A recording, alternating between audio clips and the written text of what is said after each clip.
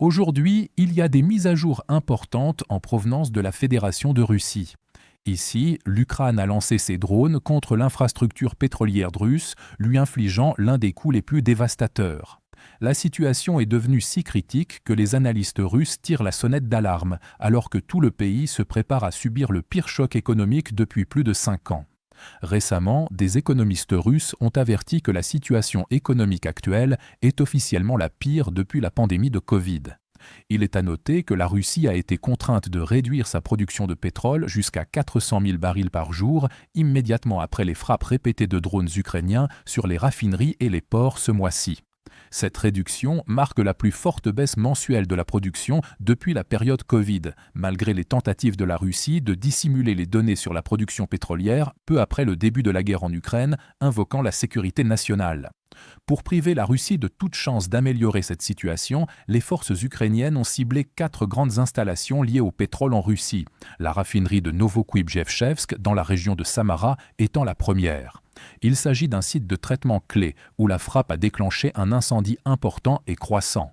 Les dégâts ont forcé Rosneft à arrêter les opérations sur le site, y compris les unités de traitement critiques et l'infrastructure portuaire. Peu après, des drones ukrainiens ont frappé la raffinerie de Syzran lors d'une attaque de suivi.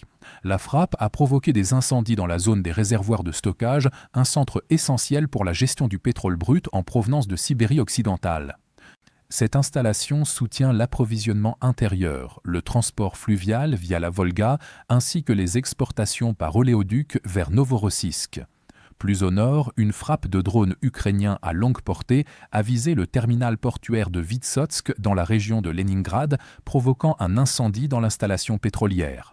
Le terminal traite environ 180 000 barils de pétrole par jour, ce qui en fait un point d'étranglement majeur dans le réseau d'exportation russe. Dans la région de Krasnodar, un incendie s'est déclaré à la station de pompage pétrolier de Tikhoresk, détecté en premier par les systèmes de surveillance des incendies de la NASA. Cette station constitue un nœud intérieur essentiel du système d'oléoduc russe, servant de point d'expédition qui intègre des infrastructures de pompage, des installations de stockage et un terminal de transbordement. Ces frappes suivent un schéma clair. L'Ukraine démantèle systématiquement l'infrastructure pétrolière russe à chaque étape de la production. Pour compléter ces frappes, les forces ukrainiennes ont également ciblé l'oléoduc de produits pétroliers Volgograd-Tikhoresk, l'une des principales artères alimentant le sud de la Russie en diesel, reliant la raffinerie de Volgograd à Tikhoresk, puis au terminal d'exportation en mer. Suite à l'attaque, un incendie de grande ampleur est en cours à la station de pompage de gaz de Tinguta, où une frappe de drone ukrainien a touché 4 réservoirs de carburant. Plus au sud, une autre frappe a visé une station linéaire de production et d'expédition à la station de Krimskaya, faisant partie du système d'oléoduc Transneft de la Russie. L'attaque a déclenché un incendie dans un poste électrique au sein de l'installation qui joue un rôle important dans la logistique du transport pétrolier régional. Les images satellites montrent des dégâts importants avec des réservoirs de stockage en feu.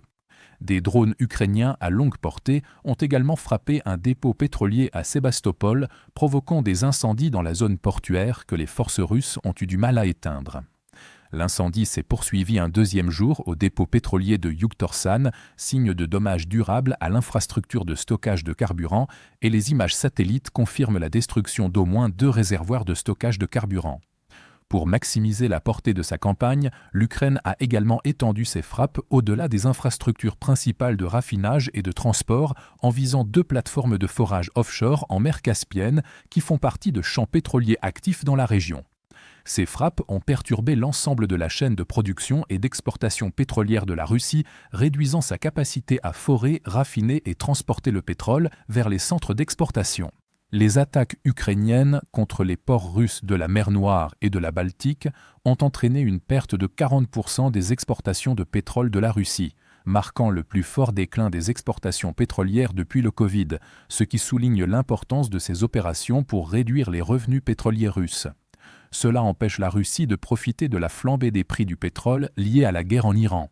Si l'Ukraine n'avait pas empêché cela, cela aurait pu réduire le déficit budgétaire croissant de la Russie qui a atteint 59 milliards de dollars au premier trimestre, éclipsant le déficit de 48 milliards qui était prévu pour cette année. Globalement, les frappes ukrainiennes soutenues contre l'infrastructure pétrolière russe s'avèrent extrêmement efficaces, aggravant les pertes de production et menaçant un effondrement du secteur pétrolier. À mesure que ces attaques se poursuivent, elles vont encore plus affaiblir le secteur énergétique et la stabilité fiscale de la Russie. Alors que les économistes mettent déjà en garde contre une crise imminente et le pire déclin depuis le Covid, la pression continue sur l'infrastructure pétrolière pourrait accélérer la détérioration économique.